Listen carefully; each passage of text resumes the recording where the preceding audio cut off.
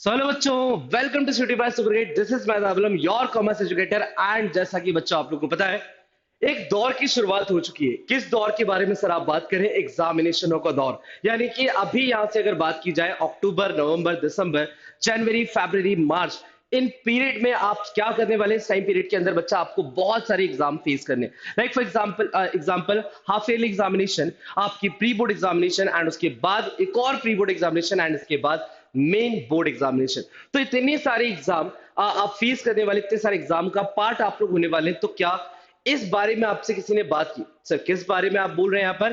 तो don't do this mistakes during your examination. तो first of all इस session की शुरुआत करते हैं। मैं आपको बता दूं, ये सेशन आपके लिए बहुत ज्यादा वैल्यूबल एंड बेनिफिशियल होने वाला है, बिकॉज हम बहुत सारी प्रिपरेशन कर लेते हैं, बहुत सारी पढ़ाई करते हैं, मेहनत करते हैं, बट स्टिल कुछ एक मिस्टेक की वजह से, कुछ प्रॉब्लम की वजह से, कुछ ऐसी गलतियों की वजह से, जिसके बाद हमारी पूरी मेहनत कहीं ना कहीं खराब हो जाती है, जस्ट बिकॉज कि हमें आता सब कुछ है, बट एग्जाम के दिन हमसे कुछ मिस्टेक्स हो जाती है, जिसके बाद हमें पूरे फुल मार्क्स नहीं मिल पाते। तो ऐसी कौन सी मिस्टेक्स हैं जिसके लिए आपको पहले से ही रेडी रहना है? तो बच्चा आप समझिए कि आपको अगर मिस्टेक्स पता ही नहीं होंगी तो आप किस चीज के लिए प्रिपरेशन करेंगे। तो आपको ये ध्यान रखना है कि एग्जाम में जाते टाइम या एग्जाम देते टाइम आपको इन चीजों को अवॉइड करना है। सर किन चीजों को? तो हम यहाँ पे कुछ पॉइंटर्स पे बात करेंगे, एंड मैं कुछ सजेशंस भी आपको दूंगा कि जब आप अपने एग्जाम लिख रहे होंगे तो आपको किन बातों का ध्यान रखते हुए ही एग्जाम लिखना है। ओके, तो यहाँ पे कुछ पॉइंट्स के बारे में बात की जाए। Don't do this things in exam. First will be your lack of time management. क्या बोला जा रहा है बच्चा? Lack of time management. What is the meaning of this? कि भाई क्या होता है लैक ऑफ टाइम मैनेजमेंट का मतलब? अगर सपोज करो हमें लगता है कि यार 3 घंटे का पेपर है, इतना बड़ा पेपर आ चुका है, तो आपको यह ध्यान रखना है कि आपका 3 घंटे में पूरा पेपर हो जाना चाहिए। अब इसके लिए क्या सर प्रॉब्लम, क्या प्रॉब्लम आती है? सर हो जाएगा, वो तो कोई प्रॉब्लम नहीं है। बट बच्चा अगर आपने स्टार्टिंग में जो 15 मिनट्स आपको पढ़ने के लिए मिलते हैं पेपर को, अगर उसी टाइम पर आपने डिसाइड नहीं किया कि कौन सा क्वेश्चन मुझे करना है, लाइक जहां पे भी और वाली चॉइसेस है, कौन सा क्वेश्चन मुझे पहले करना है बाद में करना है, तो आप अपना टाइम मैनेज नहीं कर पाओगे। किसी क्वेश्चन में बहुत ज्यादा टाइम दे दोगे, किसी क्वेश्चन को पढ़ने में बहुत ज्यादा टाइम दे दोगे, जिसकी वजह से क्या होगा कि आता हुआ पेपर आपको छोड़ना पड़ेगा एट दी एंड, या लास्ट में आपके पास बहुत कम टाइम बचा होगा और बहुत ज्यादा पेपर आपको लाइक अभी सॉल्व करना बाकी रहेगा। उस सिनेरियो में आपकी मिस्टेक्स बढ़ जाएंगी। तो हमेशा ध्यान रखिएगा कि बहुत इंपॉर्टेंट है, खास तौर पे कॉमर्स वाले बच्चे जो अकाउंटेंसी की बात करते हैं। तो अकाउंटेंसी में काफी बच्चे बोलते हैं सर पेपर पूरा आता था बट छूट गया, जस्ट बिकॉज कि सर हम टाइम मैनेज नहीं कर पाए, हमारा टाइम बहुत ज्यादा चला गया, चाहे वो पार्टनरशिप की बात हो, चाहे वो शेयर्स की बात हो। तो सबसे पहली चीज आपको ये ध्यान रखना है कि आप टाइम मैनेजमेंट ऐसा ना हो आपका कि हमें पता था कि यार हमारा पेपर अच्छा खासा लेवल का पूछा जाएगा हमसे, और हम लोग 2-3 क्वेश्चन 4 क्वेश्चन में इतना ज्यादा डिवोट हो गए उसके प्रेजेंटेशन में कि बाद में हमारे क्वेश्चंस छोड़ने पड़े हमें, जस्ट बिकॉज कि अब टाइम हमारे पास बचा नहीं है। तो पहली चीज टाइम मैनेजमेंट की गलती, लाइक टाइम को लैक ऑफ टाइम मैनेजमेंट वाली गलती हमें नहीं करनी है। हमें अपने टाइम को पूरी तरह से मैनेज करके रखना है through out the exam. Okay, चलिए नेक्स्ट अगर हम बात करेंगे स्किपिंग इंस्ट्रक्शंस। बहुत सारी ऐसी चीजें होती है बच्चा जो इंस्ट्रक्शंस पढ़ के पेपर में क्लैरिटी बढ़ जाती है आपकी कि यार अच्छा कौन सा जो क्वेश्चन है कितने नंबर का है, किसमें चॉइसेस हैं, किसमें 4 में से 3 क्वेश्चन ही करने हैं। तो इंस्ट्रक्शंस स्किप करने की गलती ना करें। बहुत सारे लोग सोचते हैं कि यार क्या ही होता है, इंस्ट्रक्शन में क्वेश्चन पेपर मिल गया, अभी हम लोग स्टार्ट कर देते हैं एमसीक्यू, और उसके बाद हम देखते जाएंगे और करते जाएंगे क्वेश्चंस।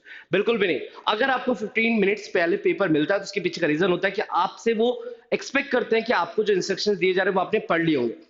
तो किसी भी एग्जामिनेशन में आप बैठे, इंस्ट्रक्शंस को स्किप ना करें, इंस्ट्रक्शंस को ध्यान से पढ़ें, एंड समझ लें स्टार्टिंग में ही पूरा थ्रू आउट द पेपर कि 3 घंटे में, या सपोज यूटी एग्जामिनेशन की आप बात करें तो आपका जितने भी टाइम का पेपर है बच्चा, उसमें आपको क्या क्या करते हुए चल रहा है, एंड जो क्वेश्चन आप अटेम्प्ट करने वाले वो आपको कितना मार्क्स देने वाले। ओके, तो भाई सिंपल सी चीज है यहाँ पर, स्किप इंस्ट्रक्शंस तो बिल्कुल भी, ये गलती हमें बिल्कुल भी अवॉइड नहीं, लाइक ये गलती कभी भी नहीं करनी है बच्चा, ठीक है ना। नेक्स्ट अगर हम बात करें गैसिंग रैंडमली। अब बहुत बड़ी प्रॉब्लम क्या है हमारी, हम एमसीक्यू करना चालू करते हैं, चाहे अगर बोर्ड्स की बात करो, हाफ ईयरली की बात करो, भाई सब जगह एमसीक्यू तो पूछे जाएंगे। तो एमसीक्यू को क्या करते हैं, 3-4 एमसीक्यू बने, एक नहीं बना तो हम लोग क्या करते हैं फटाफट चलो ठीक है ना यार बी मार देते हैं, क्या दिक्कत है, कोई प्रॉब्लम नहीं। या सीयूटी के अंदर एमसीक्यूज में पैटर्न में क्वेश्चन पूछे गए, अब आपको लग रहा है कोई क्वेश्चन आपको नहीं आता है तो उससे अच्छा मैं सी कर देता हूँ, शायद सही निकल जाए। बच्चा ऐसे रैंडम मार्क, रैंडम आपका गैसिंग करने से बेस्ट है, या रैंडम ऑप्शन को मार्क करने से बेस्ट है आप पहले सोचिए, रिलेटेबल पॉइंट्स को ढूंढिए। अगर कोई टॉपिक आया है, कोई एमसीक्यू आया है, तो ऐसा नहीं हो सकता कि उस एमसीक्यू के बारे में आपको कुछ भी नहीं पता हो। तो आप कोशिश करें उसको रिलेट करने की, कि जो भी चीज आपसे पूछी गई है आप उसको रिलेट करें। कोई एक आंसर भी आपको याद आ रहा हो या कोई भी कॉन्सेप्ट याद आ रहा हो माइंड में, तो उस कॉन्सेप्ट को लगा के एक बार कोशिश करिए कि क्या वो रिलेट कर रहा है। अगर नहीं भी कर रहा है तो आपको रैंडम गैसिंग करके कोई बेनिफिट नहीं होने वाला है। इससे बेस्ट है थोड़ा सा टाइम लेकर के या लास्ट के लिए रख दीजिए उसको, लास्ट में आप उसको देख करके कंप्लीट कर लीजिएगा। ओके, तो चलिए ये चीज ध्यान रखना है बच्चा, गैसिंग रैंडम नहीं करना है। सबसे बड़ी गलती जो कहीं ना कहीं हम बोल सकते हैं 70 to 80% स्टूडेंट्स कर जाते हैं, पूरा पेपर अच्छा जा सकता था बट जस्ट बिकॉज कि एक क्वेश्चन नहीं बन पाया या एक क्वेश्चन में बहुत ज्यादा टाइम लग गया, अब हम हो गए पैनिक। अब पैनिक हो गए तो बच्चा, पैनिक होने से क्या हमें कोई पॉजिटिविटी मिलेगी हमारे एग्जाम के टाइम पर? बिल्कुल भी नहीं मिलेगी।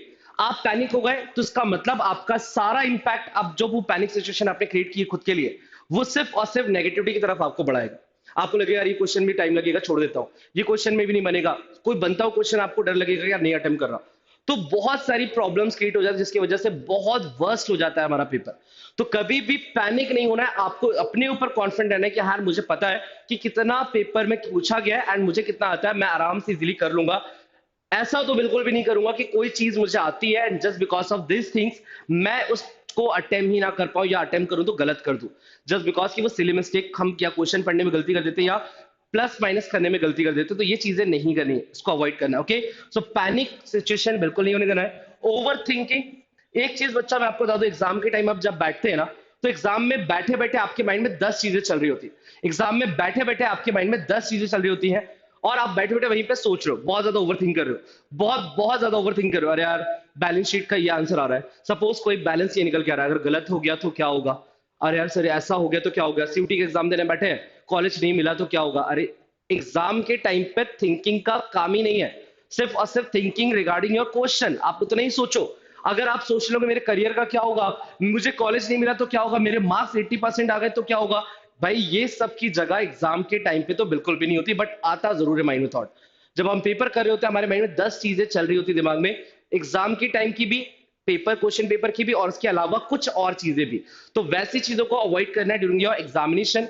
नेक्स्ट अगर हम बात करें इग्नोरिंग ब्रेक्स, फिर छठवीं क्या गलती होती है बच्चा की, कुछ ऐसी गलतियां कि अगर क्वेश्चन ब्रेक्स में, यानी एक पॉइंट है, दो पॉइंट है, या सपोज करो फुल स्टॉप है किसी क्वेश्चन के एक पैराग्राफ के अंदर, बच्चा क्वेश्चन को हमेशा ब्रेक करके आप पढ़ो।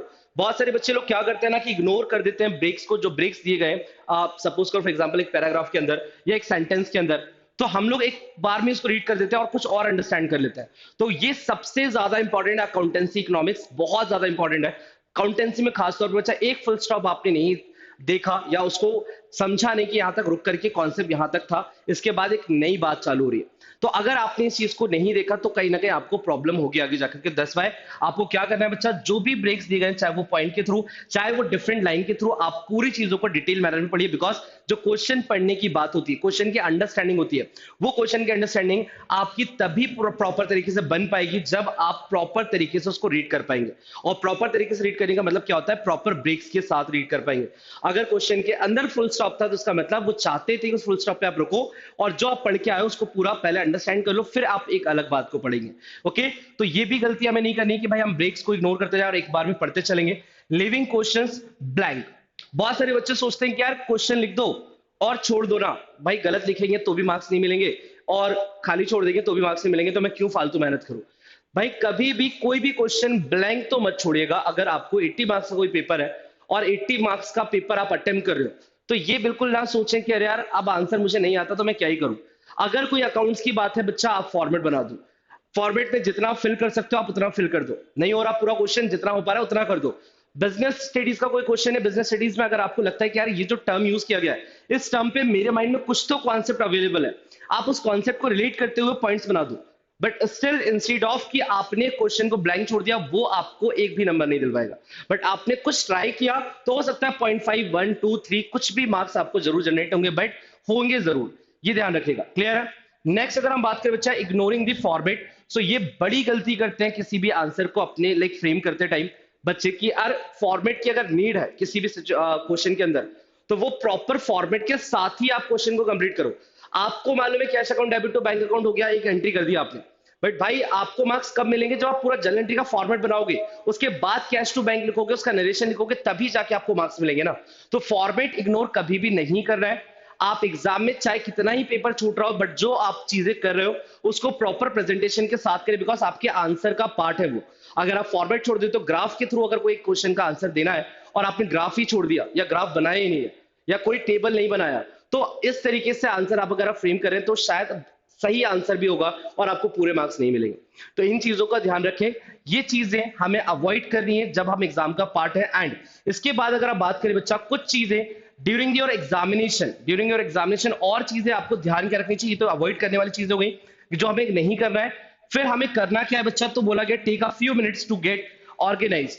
सबसे पहले कुछ चीजें जब आप सबसे पहले आपने ऑर्गेनाइज करने के लिए सारी चीजें कर ली कि आप थोड़ा सा टाइम लिया आपने और पूरी तरह से ऑर्गेनाइज हो गए, अब क्या क्या करना है बच्चा आपको। तो हमने बोला find out the how much time you have to take a exam.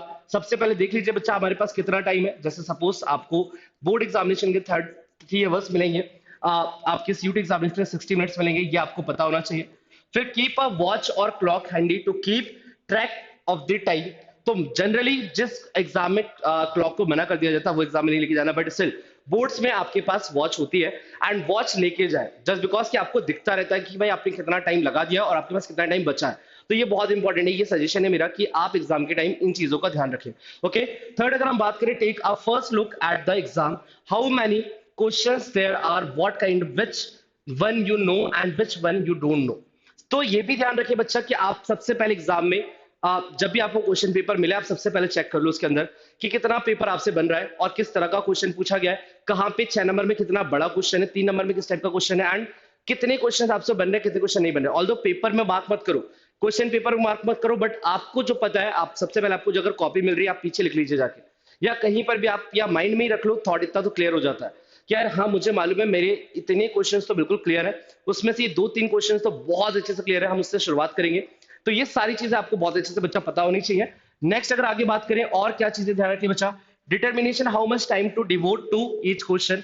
तो ऑल दो ये इसलिए बोला गया है बच्चा जस्ट बिकॉज कि अगर आप ये नहीं समझेंगे कि एमसीक्यू में मुझे सिर्फ और सिर्फ 25 से 30 मिनट देना है, अब मैं एमसीक्यू में अगर मैं 40 मिनट दे चुका हूं तो इसका मतलब ऑब्वियस है कि किसी और क्वेश्चन का टाइम ऑलरेडी कंज्यूम कर चुका हूं।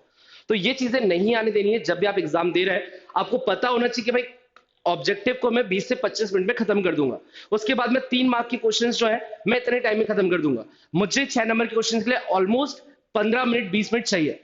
तो इतना आप कैलकुलेटिव रहो एग्जामिनेशन में, बिकॉज एट द एंड जो पेपर छूट रहा, पेपर में लास्ट मिनट पे आकर के सर क्वेश्चंस बनते हुए मैं बहुत सारी गलती करके आ जाना, ये तभी हो पाता है जब आप इन चीजों को अवॉइड कर देते हो एग्जामिनेशन के टाइम पर। ओके, तो ये चीजें नहीं करनी है। नेक्स्ट क्या है बच्चा, to avoid possible mistake solve, यानी solve your doubts before your start by asking the teacher the questions you need to ask.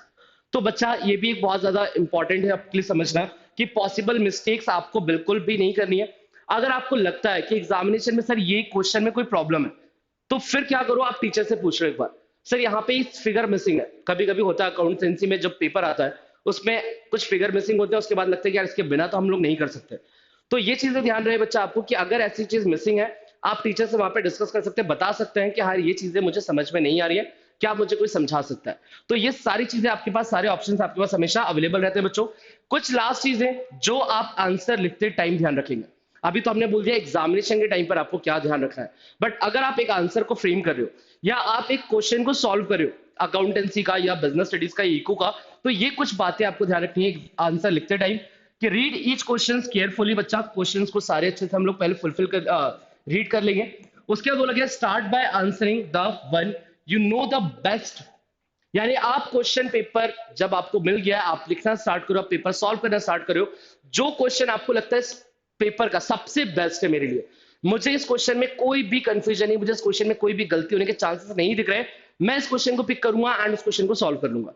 सबसे पहले कोशिश करो, क्योंकि स्टार्टिंग में इसका बेनिफिट इंपैक्ट क्या है बच्चा कि ये क्वेश्चंस में फिर आपको बहुत ज्यादा टाइम नहीं लगेगा, ये क्वेश्चन आपका प्रेजेंटेशन फॉर्म में बहुत अच्छा रहेगा, इसमें कोई ओवरराइटिंग वगैरह आपको नहीं दिखेगी। तो ऐसी क्वेश्चंस आप सबसे पहले सिलेक्ट कर लीजिए एंड इसी क्वेश्चन से आप अपना पेपर शुरुआत कीजिए, बिकॉज एक कॉन्फिडेंस बिल्ड होते जाता है जब आप पूरा बनता हुआ पेपर वाला जो बनता हुआ क्वेश्चन है आप उसको सबसे पहले स्टार्ट कर लेते हैं। ओके, आगे अगर बात करें बच्चा, continue with those you partly know, उसके बाद जो थोड़ा बहुत आपको लग रहा है कि हो सकता है आगे प्रॉब्लम जाए, बट ठीक है मुझे पता है कॉन्सेप्ट क्लियर है मेरे, मैं इस क्वेश्चन को कर सकता हूं, आप ऐसे क्वेश्चन पिक कर लीजिए। बट कोशिश करिए इसकी जो प्रायोरिटीज है बच्चा, सबसे पहला काम क्या होगा, सबसे पहले वो क्वेश्चन जो सबसे बेस्ट तरीके से आपको लगता है कि मैं इसको लाइक प्रेजेंट कर सकता हूँ अपने एग्जामिनेशन यानी पेपर में। ओके, नेक्स्ट है बच्चा review your answer to make sure you haven't forgotten anything. तो पेपर अकाउंटेंसी में भी मैं ये बात आपको बार बार बोलूंगा, जब भी कोई अकाउंट को क्लोज करने जाओ, चाहे वो रिवैल्यूएशन अकाउंट हो, चाहे वो पार्टनर्स कैपिटल अकाउंट हो, चाहे वो बैलेंस शीट हो, या सपोज P&L एप्लीकेशन अकाउंट हो, या सपोज रियलाइजेशन अकाउंट, किसी भी तरह का अकाउंट आप क्रिएट कर रहे हो, या बिजनेस स्टडीज की भी हम अगर बात करेंगे, पहले अकाउंटेंसी को क्लियर कर लेता है। किसी भी तरह का आप अगर आप अकाउंट प्रिपेयर कर रहे हो और आप क्लोज करने जा रहे हो, आपको पता है अब आप डायरेक्टली आंसर निकालने वाले हो टू बैलेंस बीडी और सीडी जो भी है, तो बच्चा उससे पहले एक बार क्रॉस चेक कर लो जरूर कि जितनी भी इंफॉर्मेशन रिवैल्यूएशन में आनी चाहिए थी क्या मैंने ऑलरेडी लिख ली है, जितनी भी इंफॉर्मेशन मेरे रियलाइजेशन अकाउंट में आनी चाहिए थी क्या मैंने लिख ली है। तो ये सब कुछ आपको इन बातों का बहुत अच्छे से ध्यान रखना, तभी आप पूरी तरह से मैनेज कर पाएंगे पेपर को। ओके, आगे अगर बात करें, save the question don't know for the end. अगर कुछ क्वेश्चन आपको लग रहा है कि यार इसमें मुझे टाइम लगेगा, मैं नहीं समझ पा रहा हूं एक बार में, तो उसको लास्ट में करो, जस्ट बिकॉज कि स्टार्टिंग में बीच में फंसना नहीं है। एक क्वेश्चन ऐसा उठा लिया जो शायद अभी इतना कॉन्फिडेंटली हम लोग नहीं समझ रहे थे इस क्वेश्चन में क्या पूछा गया है, और हम उसको बैठ के सोच रहे हैं आधे घंटे तक, 15 मिनट तक, 20 मिनट तक, तो वो आपका टाइम खराब हो रहा है और वो आपको नेगेटिव इंपैक्ट दे जाएगा। ओके, तो ऐसे क्वेश्चंस जिसमें आपको कॉन्फिडेंस नहीं आ रहा, आप उसको लास्ट के लिए रख दीजिए। At last, do a final review before our turning, यानी सिंपल है बच्चा, सबमिट करने से पहले ट्राई करो कि आप 5 से 10 मिनट अपना सेव कर पाओ, ताकि आप ओवरऑल एक बार पेपर जरूर देख लीजिए, कहीं पर कुछ मिस तो नहीं कर दिया आपने, लिखना मिस तो नहीं कर दिया, किसी क्वेश्चन का आंसर नंबर डालना तो मिस नहीं कर दिया, कहीं कुछ भी ऐसी प्रॉब्लम तो नहीं दिख रही आपके पेपर सबमिशन से पहले जहां पे आपकी मिस्टेक्स की वजह से आप मार्क्स कट सकते हैं। तो ये सारी चीजों को आप पूरी तरह से देख लें, तभी आप अपने पेपर को सबमिट करें। ऑल्दो अगर टाइम नहीं बचा फिर तो कोई ऑप्शन नहीं है, बट स्टिल कोशिश करेंगे 5 से 10 मिनट हमारा इसके लिए भी अवेलेबल रहे, ताकि हम कॉन्फिडेंटली अपना पेपर सबमिट करें। कुछ जो माइनर चीजें होती है उसको हम लास्ट में एक बार देख लें, बिकॉज होता जरूर है लास्ट में जब हम चेक करने जाते हैं तो हमें बहुत सारी चीजें लगती है, अरे ये तो लिखा ही नहीं मैंने, ये लिख देना चाहिए था। अच्छा, ये नहीं कि क्वेश्चन सॉल्व करना नहीं लिखा, कुछ ऐसी ऐसी चीजें, जैसे आंसर नंबर 3 था तो मैं आंसर नंबर 3 लिखे बिना ही स्टार्ट कर गया, तो आंसर नंबर 3 लिख दिया मैंने, जिससे वो ज्यादा अच्छे से सामने वाले को समझ में आएगा। ओके, सो ये सारी चीजें आपने सीखी, कुछ चीजें जो मैंने बताई आपको अवॉइड करनी है, एंड कुछ चीजें जो आपको एग्जाम देते टाइम ध्यान रखना है। ओके बच्चा, तो इसी तरह से बहुत सारे सेशन इसी चैनल पे आपको प्रोवाइड करते जाएंगे, चाहे बात कॉमर्स की हो या ह्यूमैनिटीज की हो। तो स्ट्रैटेजीज, प्रिपरेशन एंड बोर्ड्स की मैराथन सब कुछ आपको इसी चैनल पे मिलेगा। So what are you waiting for बच्चा, इस चैनल को आप सब्सक्राइब कर सकते हैं एंड अपने दोस्तों के साथ शेयर कर सकते हैं।